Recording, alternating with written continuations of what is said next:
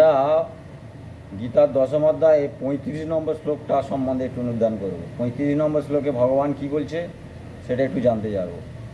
তাহলে 35 নম্বর শ্লোকে ভগবান বলছেন, বিয়োদ সামম তত সম্মানম গায়ত্রী ছন্দ সামম মা শরণাম মাগি শীর্ষহম ঋতুর্নাম কুসুমকরহম। তাহলে কি বলছে?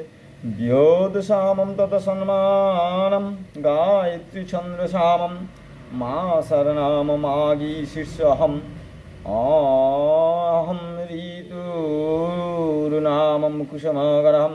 তাহলে এখানে বলছে যে আমি গীত বিশেষ রূপে সাম সময়ের মধ্যে সামবেদে ভগবানের যে স্তুতিগুলো করা আছে গানের ছন্দে করা আছে সেটাই বলতে যাচ্ছে। আমি সেই সামবেদ গীতি বিশেষ রূপে হচ্ছে কি সামবেদ আমি। আর ছন্দ, বিভিন্ন ছন্দেতে আমরা কবিতা লিখি, তার মধ্যে হচ্ছে কি গায়ত্রী ছন্দ, অনেক রকম ছন্দ আছে, অমৃতাক্ষর ছন্দ, এরকম অনেক রকম ছন্দ আছে। সেই সব ছন্দের মধ্যে শ্রেষ্ঠ ছন্দ হচ্ছে গায়ত্রী ছন্দ। সেই ছন্দ হচ্ছে কি আমি। আর আমি মাস সময়ের মধ্যে অঘ্রাণ মাস, আর আমি ঋতু সময়ের মধ্যে সেই বসন্ত রাত, এটাই বলতে যাচ্ছি। তাহলে এই শ্লোকটা কী বলছে না, বৃহৎ সামম তথা সম্মানম গায়ত্রী ছন্দ সামম মাসার নাম মাগে শীর্ষ অহম ঋতুর নাম কুসুমকরহ। তাহলে এইটাকে যদি আমরা বিশ্লেষণ করি তাহলে এখানে আমরা কী দেখবো, আমাদের কী আছে, বেদ 4 অর্থে বেদ আছে, ঋক সাম যজুর অথর্ব। তা বেদ চতুষ্টয়ের মধ্যে সামবেদ ভগবানের বিভূতি, এটা ভগবান বারবার বলেছে। আর এই সামবেদ যেখানে ইন্দ্রের বিভিন্ন স্তুতিরূপ গীত আছে,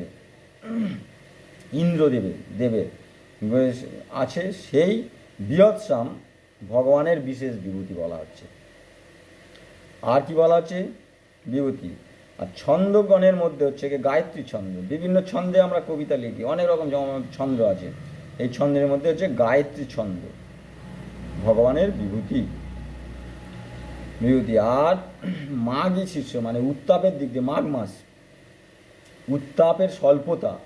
আর এই মাঘ মাসে কি হয়, এই সময় গরম কম থাকে, সূর্যের তেজ খুব একটা প্রকট থাকে না, সূর্য খুব তীর্যকভাবে কিরণ দেয় এই মাঘ মাসে। সেই জন্য বলছে মানে উত্তাপের স্বল্পতা। আর আমাদের এই বসুন্ধরা মানে পৃথিবীতে কি হয়, এই সময় শস্যপূর্ণ হয়। সেই জন্যে এই মাঘ মাসটাকে ভগবানের বিভূতি বলা হচ্ছে। আর বসন্ত ঋতু কেন বলা হচ্ছে, বসন্ত ঋতু রাজা কেন বলা হচ্ছে? এই বসন্ত ঋতুতে বন উপবন নানা পুষ্প